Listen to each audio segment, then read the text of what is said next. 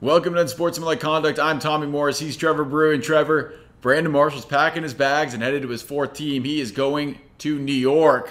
Is this a good move for the Bears, getting rid of Brandon Marshall? Tommy, I don't know if it's a good move. I mean, there's been some drama in the locker room. He's obviously a bit of a head case, and I can understand why John Fox might want to just clear out any potential drama in the locker room, especially because Brandon Marshall and Adam Gase go back to the Denver days, so they might have had a little bit of beef there. But I think this is going to be harder to recover from than they think. A fifth-round pick for Brandon Marshall isn't a lot in return. You look at the past when teams have tried this. The Ravens sent the Anquan Boldin to the Niners a couple years ago for a sixth-round pick, and they really missed him the next year. They went out and got Steve Smith because of how much they missed him. So I think the Bears are going to miss him more than they think, forgetting about the off-the-field situation.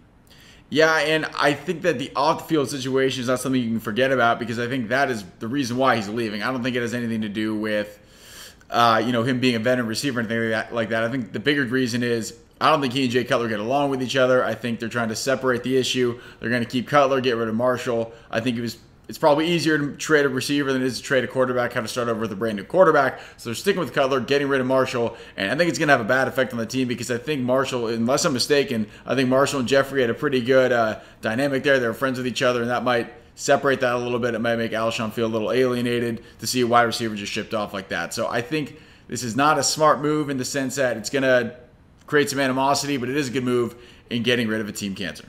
And Tommy, a couple days ago we talked about the LaShawn McCoy trade and the value of running backs in the league, and I think it's much harder to replace a wide receiver. Obviously, you can get lucky through the draft. The Giants obviously scored big with Odell Beckham Jr. last year, but in general, I think it's harder to replace a wide receiver, and I think that veteran wide receivers are more valuable than. Marshall is 30 right now, but I think he can play later in his career, and he's not going to be a speed guy who's going to stretch the field. He runs really good routes. He's going to overpower you with his size. He's someone like Anquan Boldin who can have success later into his career, so I don't think age is as much of a factor. Look at this. Well, it's not to kick you off, but let me ask you this then. Reggie Wayne is going to be available, and then Andre Johnson wants to get traded. Do you think that that's a fair switch? If they put a guy like that in or get a guy like that in place of Marshall, is that going to be the same offense? I don't think so. Yeah, I don't think so either. And as far as the money goes, they do say $4 million this year and 7.7 over the course of his contract, but they're 28 million under the cap right now. So it's not like money is a big issue. And there's not that. If they could score a Randall Cobb, that'd be huge. But there's not that many receivers on the market. On the flip side, for the Jets, while I think it's a great move, and you're only giving a fifth-round pick to get Brandon Marshall, and I like the move.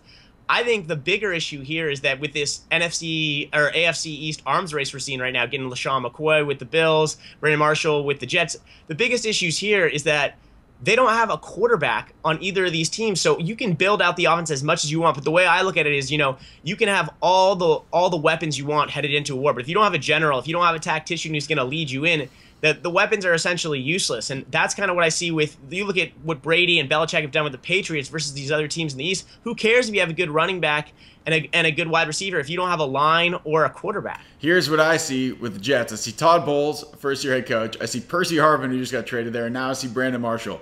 Good freaking luck. And Percy Harvin's probably not going to be there. He's probably going to be a cap casualty. They save about $10 million. I think they get a sixth-round pick back from the Seahawks if they cut him. So I wouldn't look for Percy Harvin to be with the Jets anymore. And that changes things a little bit. But still, again, putting a lot on a guy who's there for his first year. So before we get out of here, Tommy, last thing, do you think that NFL teams undervalue veteran wide receivers? A fifth-round pick for Brandon Marshall, a sixth-round pick a couple of years ago for Anquan Boldin. Anquan Boldin has had a huge effect on the 49ers the last couple of years, pretty much been their go-to stable guy at wide receiver. Do you think NFL GMs, front office execs, undervalue a veteran wide receiver a little bit? I do, and you look at even look at tight ends. Look at a guy like Tony Gonzalez, who was still effective late in his career. You look at Antonio Gates, who's still effective. If you know how to get open, you don't necessarily need to be big, fast, and strong. If you know how to get open, you know how to get open. It's not like a running back where once you lose a step, you're pretty much useless. A wide receiver can lose a step and still be effective. So I will say this. Veteran wide receivers are undervalued. In this case, though, I think it's more of an off-the-field issue, and I can see why they traded him.